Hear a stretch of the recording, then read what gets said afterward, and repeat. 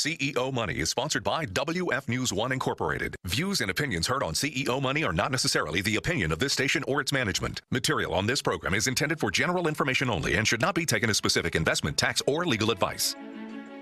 Welcome to CEO Money with your hosts Michael Yorba and Mervyn Price, interviewing private and publicly traded industry titans. It's a fast-paced show focusing on CEO achievement stories, industry breakthroughs, disruptive technology, and emerging growth companies. CEO Money keeps you ahead of the curve on private and public equity trends you can't get anywhere else. We deliver tomorrow's trade today. And now, here's your hosts, Michael Yorba and Mervyn Price. Welcome to CEO Money. I'm Michael Yorba. And I'm Mervyn Price. All right, our guest at the top of the show today is Natalie deMarco, president, co-founder of TyconPartners.com. Natalie, welcome to the show. Thank you, Michael. Happy Friday. You too. All right, you're enjoying the sunny weather down there in Miami. I'll be seeing you soon. I can't wait. Absolutely. Let's get into and finish the conversation we didn't get to finish last time for Tycon Partners, and that is what are the characteristics of a successful Reg A plus offering? Well, there's several things. And first of all, at the top, typically they're companies that are already fully operational, of course, and with revenue ranging anywhere from $1 million, $20 million to $30 million. But basically, they're small, mid-sized companies that are fully operational. There's exceptions to the rule. There could be biotech companies, obviously, that aren't revenue producing yet. But typically, that's the first framework. They also, first of all, have to have a compelling story and or general public market appeal, especially with consumers. They have to appeal to consumers typically. And again, everything I'm mentioning for the most part is what we've seen thus far.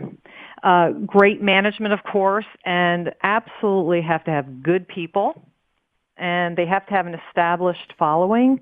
Well, I don't want to say they have to. There are exceptions to that as well. But can you imagine going out and raising public capital if you already have a following?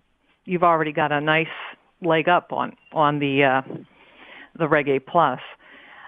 Good advice, obviously, from an assembled team of core competent professionals that understand Reg A plus and crowdfunding as well, and that are experienced with IPO preparation and marketing. Oh, did I mention marketing? Very, very important. All right, let's focus on that because that's one of my favorite topics: marketing. Okay. Drill down in that for a little bit for us. Well, obviously, you're not going to get the word out, and you're not going to appeal to accredited or non-accredited investors if you don't have the proper marketing. So there's different pieces. Oops, we just had a drop line. Let's see if we can get her back on the phone. Natalie dropped out. We're going to talk about marketing with Natalie deMarco, and just to let you know who Tycon Partners is, a little backup.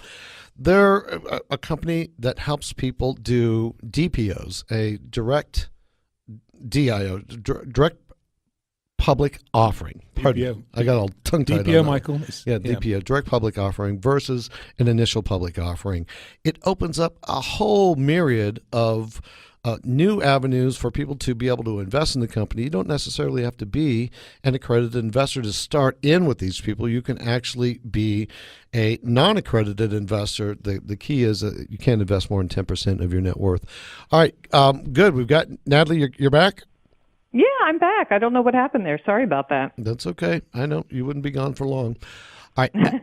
As we were going into the marketing part and starting to drill down on that, let me get back up and give you time to move out on that. Sure. Well, there's several components to marketing, of course. Obviously, if you can find someone in the marketing realm that has some crowdfunding, Reg A plus experience, that's very helpful because it's a completely different space when you're going out to the general public, and the crowdfunding / Reg A plus areas, a specialization in itself. So there's digital marketing components, there's social media, there's public relations, of course, and then there's the other advertising components, including, media, media play, et cetera, et cetera. So Right. it's really important, and it's important for the company to factor in, again, the specializations to this specific niche, if you will. Mm-hmm. And the marketing company should have at least, if not Reg A plus experience, crowdfunding exposure. Okay. Let me move into something, change the subject to something that other people are probably wondering too.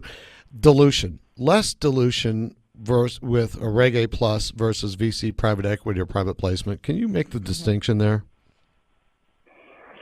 Well, I guess maybe the best way I can explain that is,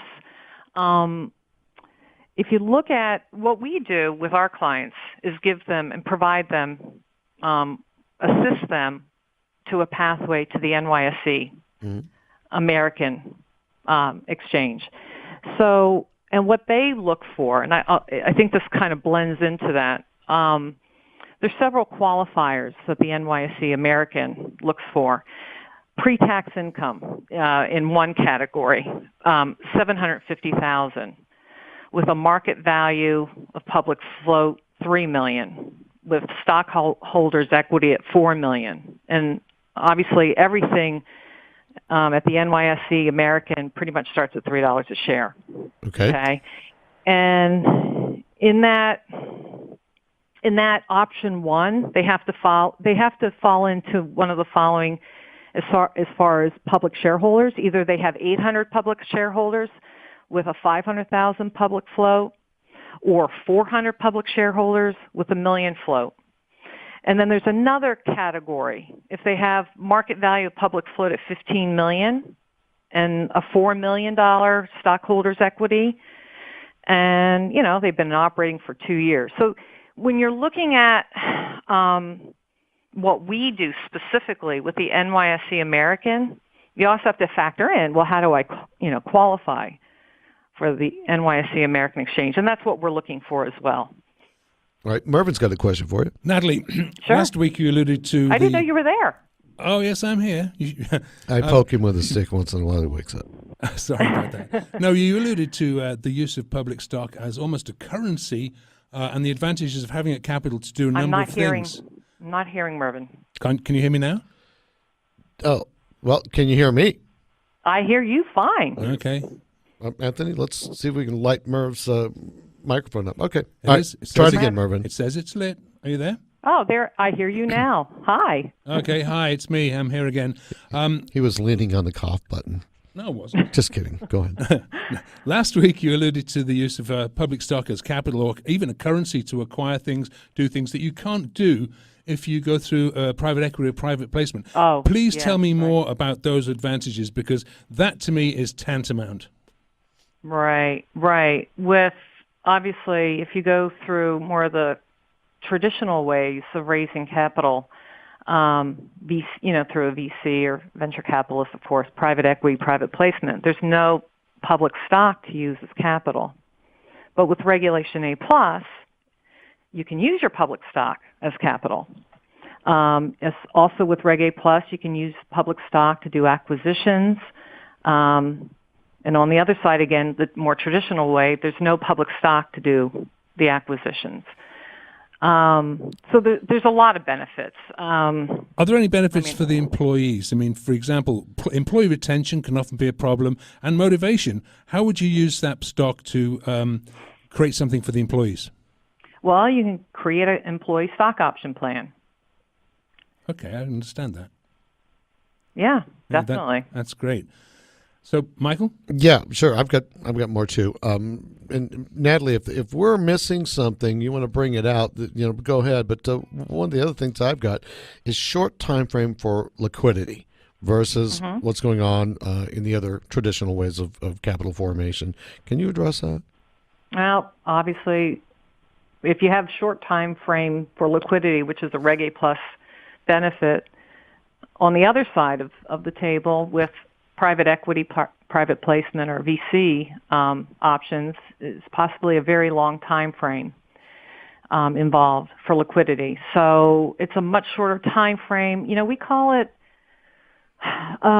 When you say shorter time frame, let's narrow that down, because when I take this out and I show people, because we have people who invest in our company, when I show this to people and they said, look, there's a path to liquidity much faster with this process than there is, they light up and they go, well, wait, now I know there's an exit. I understand how to get in, but now I know there's a way to get out. Don't you? Right. I mean, those conversations, don't you find those going in different directions, and how do you direct that with your clients?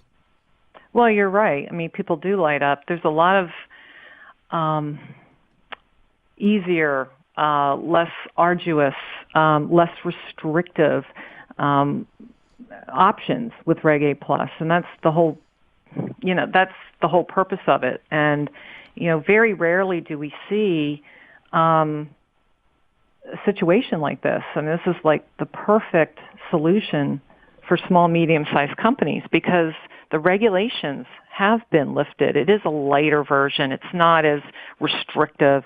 So if somebody wants liquidity, they obviously have that option. Now, on the other side of that, for the company issuer to kind of help them out, they can set, the issuing company can set their minimum investment from investors, and to open it up to a broader audience. Obviously, we're opening up the general public as well as accredited, and also we set they set their limits on the high end as well.